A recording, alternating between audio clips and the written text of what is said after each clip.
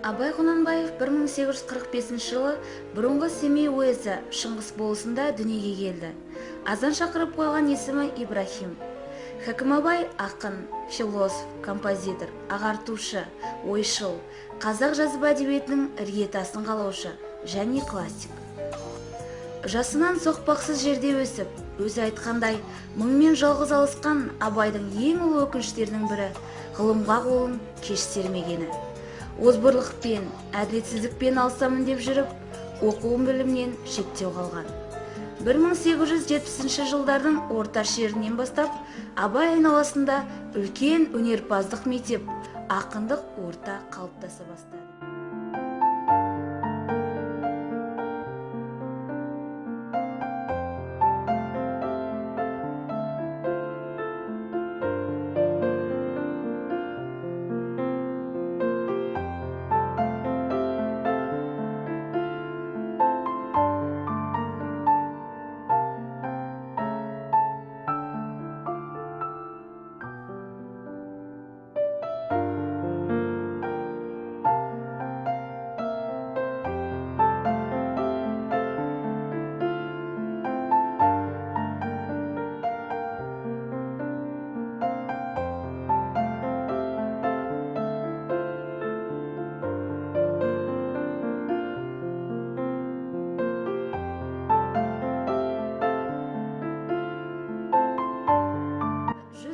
Халқы бар.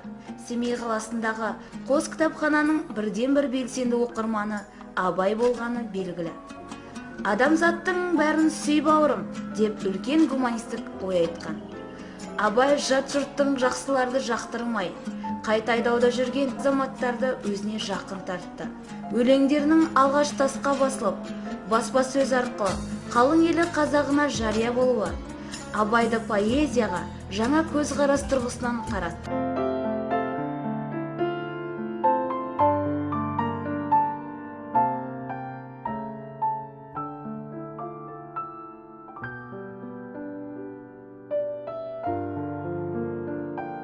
Жақындары мен сырлас әріптестерінің қайғылы тағдырлары адамды мұңға жетелейді. Кеңестік билік олардың басын жаншып, көздерін құртты.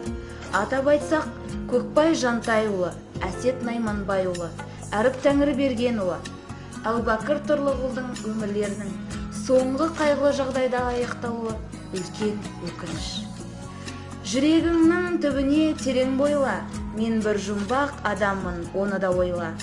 Соқтықпалы, соқпақсыз жерде өстім, мұңмен жалғыз алыстым, кінә қойма.